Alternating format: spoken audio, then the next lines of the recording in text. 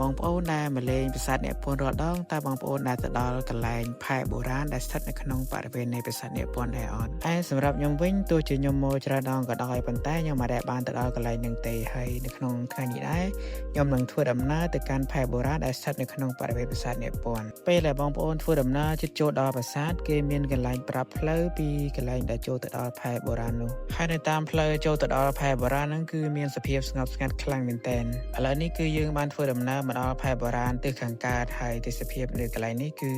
ស្អាតខ្លាំងមែនទែនដូចបងប្អូនឃើញអញ្ចឹងសម្រាប់ខ្ញុំគឺលើកទី1ហើយដែលខ្ញុំមកដល់កន្លែងនេះបន្ទាប់ពីមកដល់ផែបុរាណទិសខាងកើតខ្ញុំក៏បានបន្តដំណើរទៅផែបុរាណទិសខាងលិចម្ដងហើយបងប្អូនឃើញអញ្ចឹងគឺភ្នែកខ្ញុំកលែបកឡាហ្នឹងដោយសារតែរាងខ្លាចតាមពិតទៅអត់មានអីទេប៉ុន្តែដោយសារតែនៅក្នុងហ្នឹងគឺ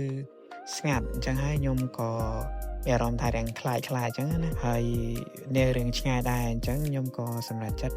ចូលមកប្រាសាទវិញព្រោះដោយសារតែមានអារម្មណ៍ថានៅឆ្ងាយទៀតបើយើងទៅដល់ហើយជើងចូលមកប្រាសាទនៅរឿងចិត្តជាងអញ្ចឹងខ្ញុំក៏សម្រេចចិត្តចូលមកប្រាសាទវិញហើយសម្រាប់ប្រាសាទអ្នកពន្ធគឺខ្ញុំខានមកលេងយូរដែរហើយដូចបងប្អូនឃើញអញ្ចឹងដោយសារឥឡូវនេះជារដូវវស្សាទឹកក៏ច្រើនអញ្ចឹងទេសភាពគឺកាន់តែស្អាតជាងមុនអញ្ចឹងបើសិនបើបងប្អូនមកលេងប្រាសាទអ្នកពន្ធចង់ចូលទៅលេងតាមផែបុរាណដែលនៅបរិវេណប្រាសាទអ្នកពន្ធបងប្អូនអាចទៅទស្សនាបានហើយបើសិនជាបងប្អូនខ្លាចដូចខ្ញុំអញ្ចឹងបងប្អូនអាចរកគ្នាទៅដើម្បីដើរបានជាគ្នាទៅអត់សូវខ្លាចតាមពិតទៅនៅក្នុងនោះគឺអត់មានអីទេប៉ុន្តែដោយសារតែខ្ញុំដើរម្នាក់ឯងទៅមានអារម្មណ៍ថាស្ងាត់ហើយដោយសារតែខ្ញុំខ្លាចដែរប៉ុន្តែខ្លាចហ៊ានអញ្ចឹងណាហើយវីដេអូរបស់ខ្ញុំថ្ងៃនេះមានតែប៉ុណ្្នឹងទេអរគុណបងប្អូនសម្រាប់ការទស្សនាសូមជម្រាបលា